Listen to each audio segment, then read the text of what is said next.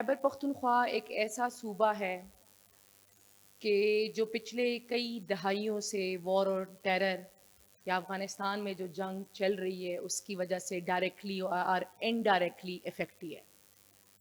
हम वहाँ पे बच्चों को 3 एस्पेक्ट से कवर कर रहे हैं।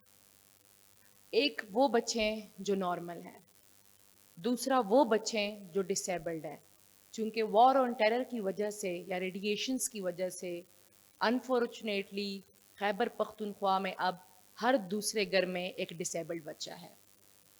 और तीसरा वो बच्चे हैं जो अफ़गानिस्तान के हैं, जो हमारे बच्चे हैं, क्योंकि अफ़गानिस्तान हमारे बरादर मुल्क हैं और वो जिन मुश्किलात का है तो उनके बच्चे भी हमारे ही बच्चे हैं।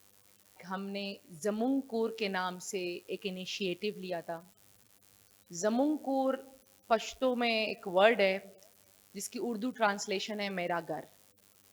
हम वहाँ पे तमाम स्ट्रीट चिल्ड्रंस को रिहैब करा रहे हैं।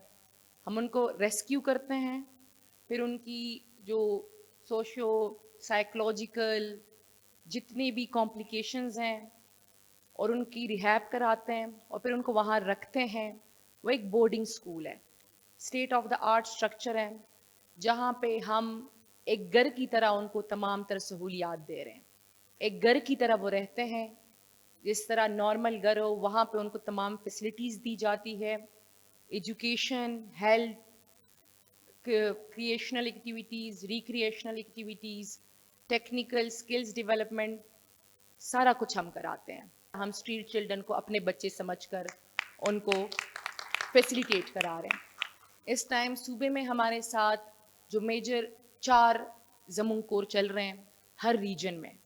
पेशावर में, जिसमें फ़ीमेल और मेल बच्चों का अलग अलग सेक्शन है, बियाई खान में, स्वात में, और सिर्फ पेशावर में हमारे साथ 400 प्लस मेल बच्चे हैं और जो फीमेल सेक्शन है वहाँ पे भी हमारे साथ 400 प्लस बच्चियाँ हैं जो स्ट्रीट चिल्ड्रन थी, जिनको हमने पहले रेस्क्यू कराया। कुछ ऐसे थे कि जिनके फैमिलीज़ नहीं थी, कुछ ऐसी थी कि जिनकी फैमिलीज़ थी और वो उनको जानबूझ के उनको स्ट्रीट चिल्ड्रन बनाया गया था। तो चाइल्ड प्रोटेक्शन एक्ट के पास होने के बाद खैबर पख्तूनख्वा में चाइल्ड कोर्ट्स भी हैं। उस तनाजुर में हम जब बच्चे को रेस्क्यू कराते हैं तो प्रॉपर अदालत से परमिशन लेते हैं और फिर उनको ज़मुंग कोर में रखते हैं और फिर उन तमाम बच्चों को हाई लेवल तक तालीम दी जाती है। हम कुछ चीज़ों के बारे में क्लियरली बात नहीं करते हैं। मैं ज़ाती तौर पे समझती हूँ कि जब तक हम बात नहीं करते हम मसला हल नहीं कर सकते। हमें बात करनी चाहिए।